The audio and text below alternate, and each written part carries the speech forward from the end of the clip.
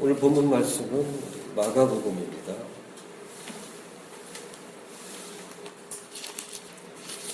마가복음 6장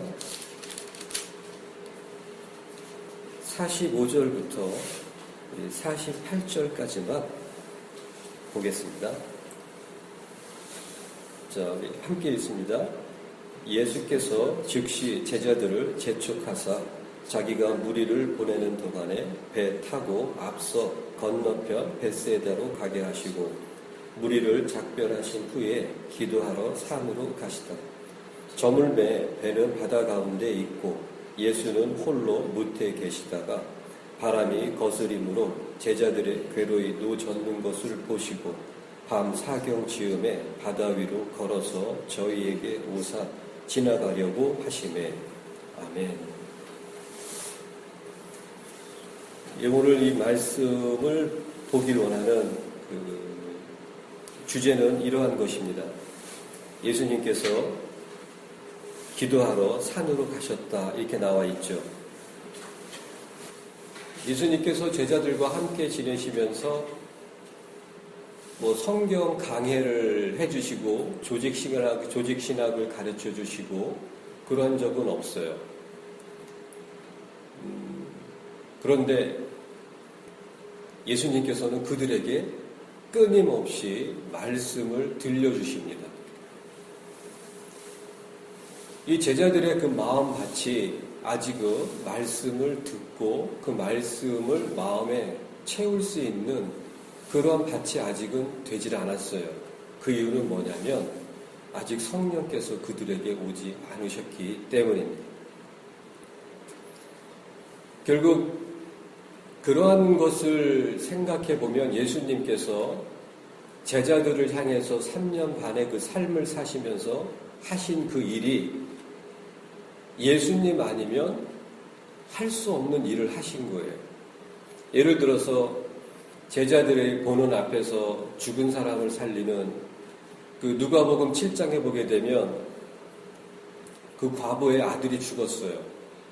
그 나인성에 지나가시는데 과부의 아들이 죽어가지고 그 이제 상을 치르기 위해서 이제 그 시체를 끌고 나오는데 너무나도 슬프게 우는 것을 보신 거예요. 그 과부의 우는 것을 보시면서 예수님께서 스스로 가셔가지고 그 과부의 아들을 살려주십니다. 그때 어느 누구도 예수님께 과부의 아들을 살려주기를 간구했던 사람이 없었어요. 어느 누구도 과부의 아들을 살려주시기를 그 기도의 간구의 요청의 제목으로 가지고 온 사람이 단 한 명도 없었어요. 예수님께서 가신 거예요. 요한복음 11장을 보게 되면 드디어 그 사랑하시는 자였던 나사로가 죽었습니다. 물론 죽기 전에 그의 누이였던 마르다와 그 마리아가 사람을 보냅니다. 선생님이여 당신의 사랑하는 자가 이제 아픕니다. 병들었습니다. 예수님은 즉시 가지 않으세요. 거기서 오히려 최소한 이틀 정도를 더 유하셨습니다. 그리고 이제 그 베다니로 가셨죠. 도착했는데 결국 잘 아는 것처럼 나사로가 이미 죽은 거예요. 그럴 때 예수님께서 무덤에 그 돌을 옮기라 이렇게 말씀하시죠. 그랬을 때 이제 그 마르다가 그런 이야기를 하는 거예요. 마르다는 이렇게 얘기를 합니다. 선생이여 이미 죽은 지가 사흘이 되었습니다. 냄새가 납니다. 어느 누구도 예수님께 나사로를 살려주십시오 간구한 사람이 단 한 명도 없었어요. 어느 누구도 죽은 나사로를 살려주십시오 하는 그 요청의 제목으로 예수님께 나온 사람이 단 한 명도 없었어요. 예수님께서 나사로야 나오라. 나사로를 살려주십니다. 예수님께서 3년 반 동안 제자들과 함께 지내시면서 그러한 기적들을 보여주셨습니다. 그런데 예수님께서는 3년 반 동안 그들에게 가르치신 것은 어떻게 능력을 행하는가, 이런 능력 사역을 가르쳐 주신 게 아니에요. 어떻게 말씀을 가르칠 것인가 하는 그런 조직 신학을 가르쳐 주신 것도 아니에요. 너희는 이렇게 기도할지니, 기도를 가르쳐 주셨습니다. 그것이 마태복음 6장 그 산상수훈 내용 중에 그 부분이 있는 것이죠. 너희는 이렇게 기도하라 그러면서 그 주기도문을 우리에게 가르쳐 주셨고, 그리고 제자들에게 가르쳐 주신 것입니다. 기도가 얼마나 중요한 것인지 제자들에게 계속 가르쳐 주시고, 그리고 기도하는 모습을 제자들에게 보여주셨어요. 잘 아시는 바와 같이 오병이어의 기적이 그런 일을 행하신 후 사람들이 왕으로 삼으려고 할 때에 제자들을 보내고 기도하러 가시는 거예요. 제자들을 보내시면서 기도하러 가시는 거예요. 결국 제자들에게 기도하는 모습을 또 보여주시는 거예요. 사람들이 환호하고 기적이 나타나고 놀라운 표적들이 나타났을지라도 절대 포기해서는 안 되는 그것, 절대 잊어서는 안 되는 그것이 바로 기도라고 가르쳐 주시는 거예요. 사람들을 뒤로 한 채 자기를 인정해주고 높여주고 그러한 정도가 아니라 왕을 삼으려고 하는 그러한 사람들을 뒤로 두고 기도하러 가시는 거예요. 하나님과 함께 홀로 있기 위해서 가시는 거예요. 결국 그 의미는 무엇이냐면 이 세상에서 어떠한 영광이 있을지라도 하나님과 함께 있는 것보다 더 소중하게 여기는 사람은 이미 미혹에 들어가고 있는 거예요. 사역적으로 어떠한 놀라운 기적과 표적과 심지어는 죽은 사람이 살아날지라도 하나님과만 함께하는 그것보다 더 그것을 기뻐하고 있다면 그 사람은 지금 쓰러지고 있는 거예요. 선줄로 생각할 때에 넘어질까 조심하라. 넘어지지 않기 위해서 지탱할 수 있는 그 힘은 기도입니다. 기도는 해도 부족한 것이 기도입니다. 더 하고 싶어도 더 하기 힘든 것 또한 기도입니다. 이 기도를 제자들에게 가르쳐 주신 거예요. 그렇다면 이 기도가 얼마나 중요한 것인지 우리는 그냥 생각할 것도 없이 그대로 받아들여야 하는 것입니다. 그런데 삶에서 기도의 삶이 되지 않는다면 그것은 무언가 예수님께서 우리에게 제시하신 아주 중요한 그것을 잃어버리고 있는 것입니다. 누가복음 18장을 한번 보도록 합니다.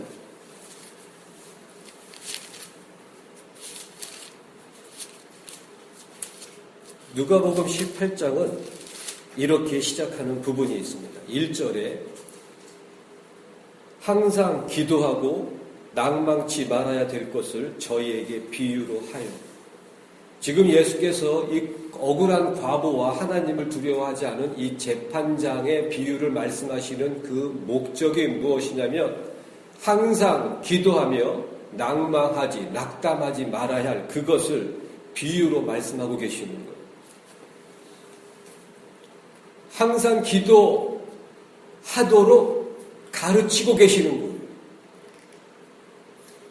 마태복음 6장은 너희들은 이렇게 기도하라, 어떻게 기도해야 되는지 기도의 내용을 가르쳐 주신 것이라면 누가복음 18장의 그 비유에 말씀하신 그 이유는 너희들이 낙담하지 말고 어떠한 상황에서도 낙담하지 말고 어떠한 어려움 중에서도 포기해서는 안 되는 그것이 바로 기도다. 그걸 가르치고 계십니다. 이 정도면 기도가 얼마나 중요한 것인지 우리는 그냥 알 수 있는 거예요. 보십시오. 그 기도의 내용을 보게 되면 주기도문에 아주 잘 나와 있는 거예요. 하늘에 계신 아버지. 기도는 하나님을 바라보는 거예요. 기도는 땅의 것을 바라보는 것이 아니고 하늘의 것을 바라보며 하나님의 말씀대로 주님 나에게 죄를 범한 자를 용서하였습니다. 이제 나의 죄를 용서하여 주시옵소서. 일용할 양식을 주시옵소서. 그런 모든 것들이 하늘을 바라보며 하나님을 바라보며 기도하는 거예요. 땅의 것을 바라보며 땅의 것을 구하는 것이 아니고 하나님을, 하늘을 바라보며 하나님께서 이 땅의 것들을 채워주실 것을 하나님께 간구하는 거예요. 하나님을 바라보고 하나님만을 구할 때에 이 땅의 것들을 하나님께서 공급해 주시고 악으로부터 우리를 구하여 주시는 거예요. 하나님은 바라보지도 않고 하늘은 바라보지도 않고 이 진리를 바라보지도 않고 오직 자기의 욕심을 쫓아서 세상 그 성공과 축복과 번영과 문제 해결만을 바라보면서 하나님의 그 예수의 이름으로 기도하는 사람들은 정말 기도를 하나님께서 주신 그 축복을 어떻게 보면 쓰레기로 만들어버리는 거예요. 하나님께서 어느 천사들에게 예수의 이름으로 기도할 수 있는 그 축복과 특권을 주신 말씀이 성경에 나와 있질 않아요. 오직 교회에게만, 오직 우리에게만 예수의 이름으로 기도할 수 있는 그 축복과 특권을 주신 거예요. 그럼에도 그 기도를 땅의 것을 얻기 위해, 이 소유를 얻기 위해 기도하고 있다면 그것은 정말 미련한 사람인 것입니다. 하늘의 것을 구하도록 기도를 주신 건데, 왜냐하면 이 땅에서는 아무리 그 권력의 최정점에 서 있을지라도 하늘의 것을 구할 수가 없어요. 예수님께서 마태복음 16장에 보게 되면 온 천하를 얻었을지라도 너의 목숨을 잃으면 그것이 무슨 유익함이 있겠느냐. 너의 목숨을 무엇과 바꾸겠느냐. 이 천하와도 바꿀 수 없는 그것이 우리의 목숨인 거예요. 이 천하를 다 얻고 지옥에 간들 그게 무슨 소용이 있단 말입니까? 기도는 마땅히 하늘의 것을 바라보며 하늘의 것을 구하는 거예요. 그렇기 때문에 이 기도는 축복이면서 특권이란 말입니다.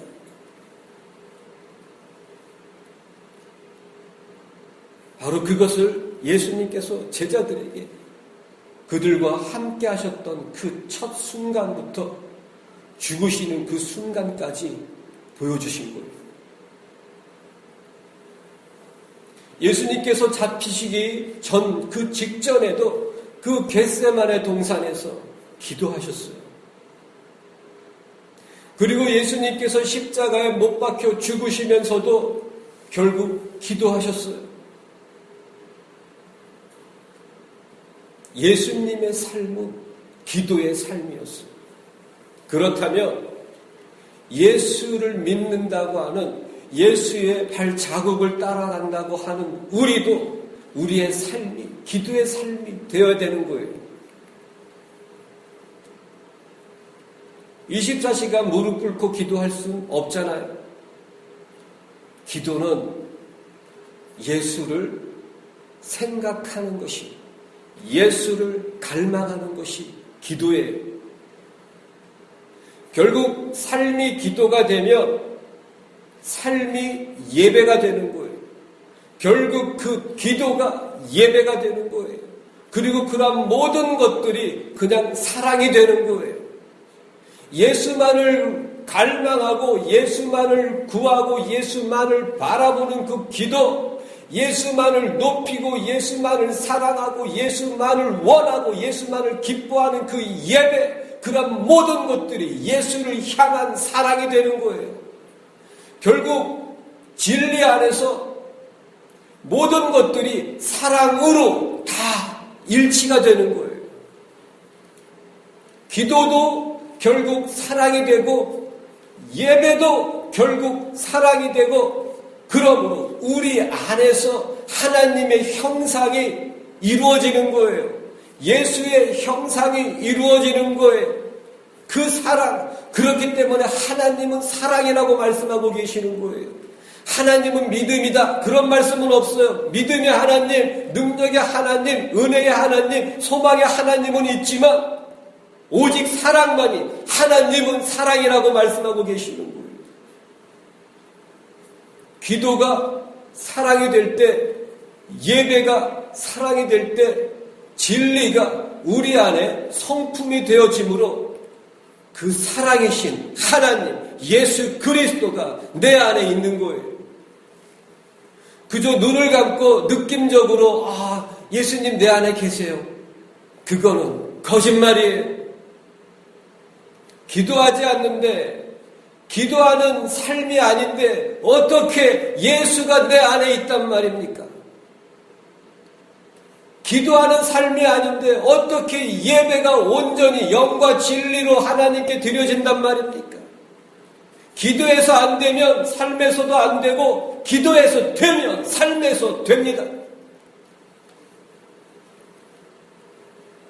예수님께서는 바로 그 기도를 제자들에게 죽기 직전까지 죽으시면서도 그 기도의 모습을 보여주신 거예요. 기도는 마땅히 세상을 버리는 장소여야 합니다.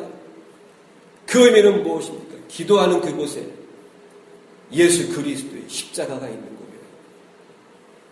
기도하는 사람이 날마다 그 진리 앞에 너무나도 더럽고 부족함을 깨닫기 때문에 기도하는 사람은 매 순간 날마다 회개하고 있는 거예요.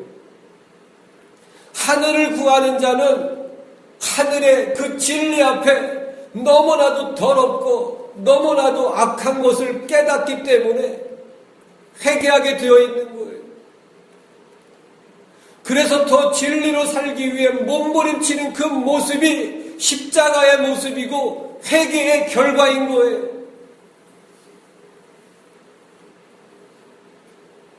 기도는 진리라는 거울 앞에 자기를 비추는 거예요. 그럼 저절로 자신의 더러움을 깨닫게 되는 거예요. 나의 더러움, 나의 그 악함, 나의 그 숨겨진 허물들 어떻게 할 수 있겠어요? 그 다윗 왕이 정말 그의 처절한 그 부르짖음과 그의 고백이 시편 19편에 고스란히 나와 있는 거예요. 자기의 허물을 누가 능히 깨달으리요? 여호와 하나님이시여, 나로 정말 숨은 허물에서 벗어나게 하소서. 다윗의 고백과 그 의미는 이거예요. 하나님, 제가 알 수 없는 내 안에 허물이 있는 것을 압니다. 더럽고 악한 것이 내 안에 있는 것을 압니다. 보이진 않지만, 깨달을 수는 없지만 있는 거 압니다. 그것을 깨닫게 하여 주시옵소서. 다윗은 삶이 왕이 되기를 원했던 적도 없어요. 그의 갈망과 그의 소망은 오직 하나님 앞에 합당한 자가 되기를 원하는 것뿐이었어요.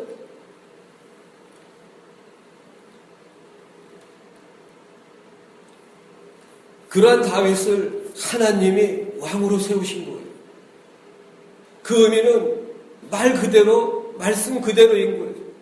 우리가 오직 예수 그리스도만을 갈망하고 소망하고 바라보며 진리로만 살기 위해서 몸부림칠 때 바로 그것이 먼저 그의 나라와 그의 의를 구하는 삶이기 때문에 다윗을 왕으로 세우신 것처럼 우리에게 필요한 그 모든 것들을 하나님께서 공급하여 주시는 거예요.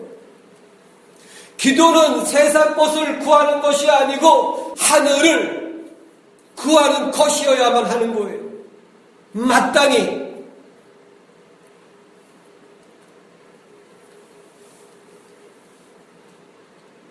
앞서 말씀을 드린 것처럼 예수님께서 그 나인성 과부에게 어느 누구도 과부의 아들을 살려주십시오 하고 예수님께 나오고 요청했던 자가 없어요. 하지만 예수님께서 스스로 가셔가지고 그의 아들을 살려주신 겁니다. 나사로도 마찬가지예요.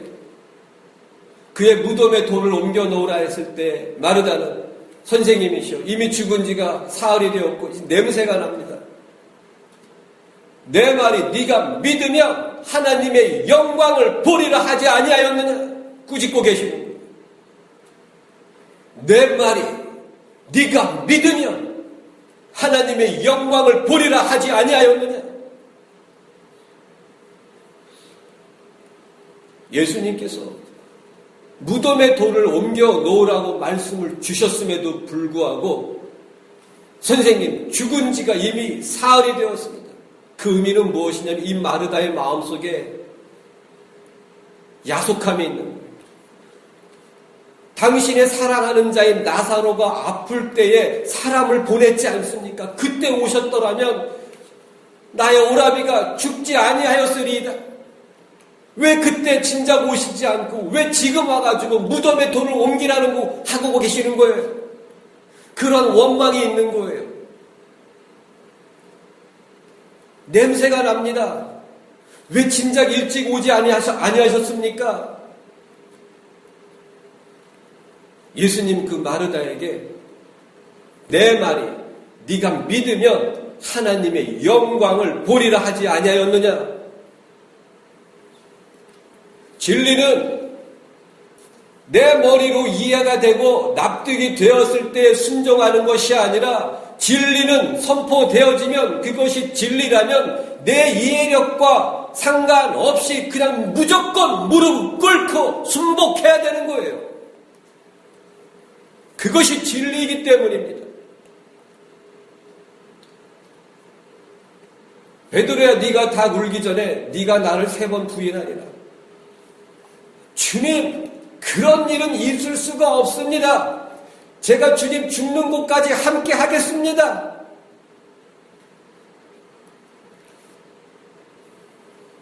그랬던 베드로, 그랬던 마르다, 다 변화되는 거예요. 결국엔 말이죠.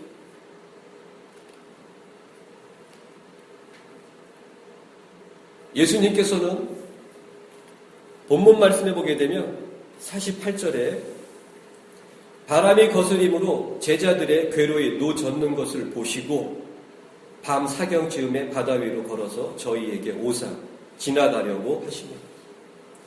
예수님께서 기도하시는 중에 보니까 제자들이 바다 위에서 그 미친 듯한 바람과 파도에 의해 고난당하고 있는 제자들을 보시니까 그걸 보시고 예수님께서 바다 위를 걸어서 그들에게 오신 거예요. 예수님은 너무나도 당연히 알고 계시죠.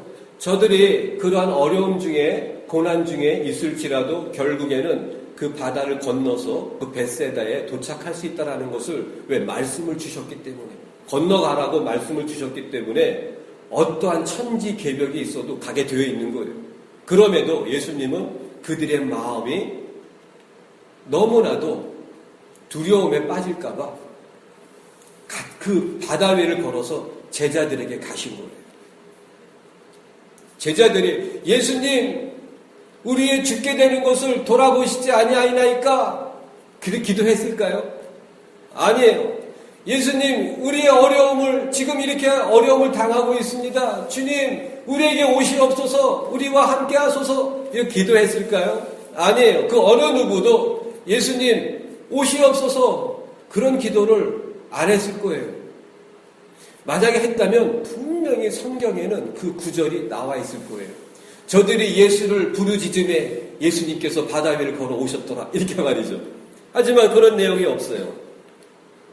하지만 나인성의 과부의 아들을 살려주신 예수,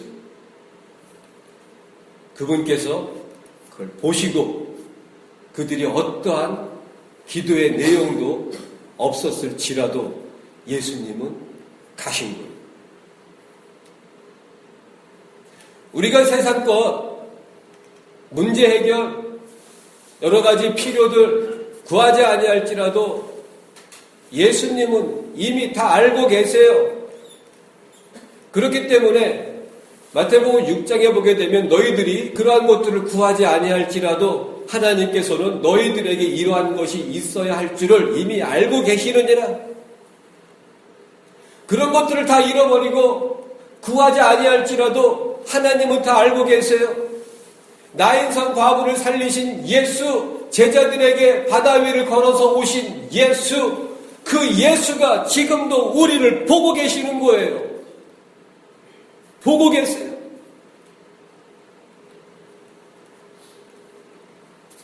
그 계시록에도 그 어린 양의 7개의 그 눈이 온 세상을 두루 다니시면서 온 세상을 살펴보신다고 계시지 않습니까?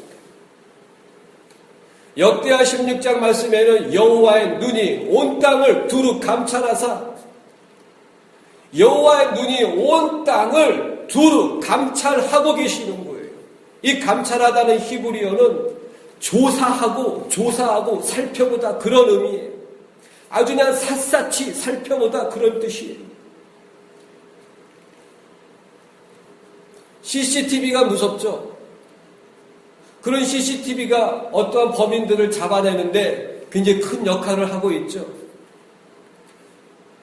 적그리스도가 지금 이 세상에서 앞으로 펼쳐질 그 하나의 세계를 세울 때 그 계획이 무엇입니까? 모든 사람들을 다 통제하길 원하는 거예요. 하나님은 온 땅을 다 살펴보고 계시는 거예요. 우리가 몇 년, 몇 월, 며칠, 몇 시에 무엇을 하고 그 무엇을 했고 다 알고 계시는 거예요.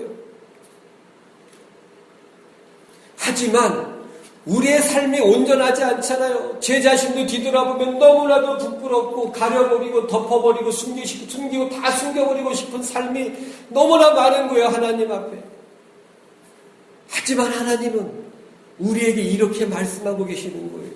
여호와의 눈이 온 땅을 두루 감찰하사, 그 다음 말씀이 무엇이냐면 전심으로 자기를 향하는 자에게 능력을 베푸시느니라.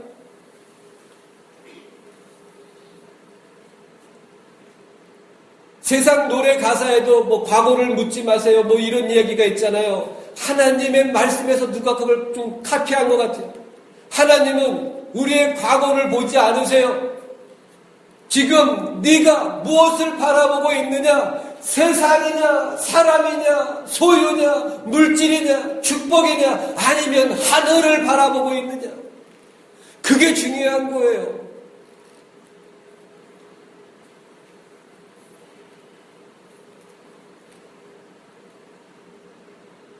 예수님께서 제자들을 보시고 바다 위를 걸어오셨듯이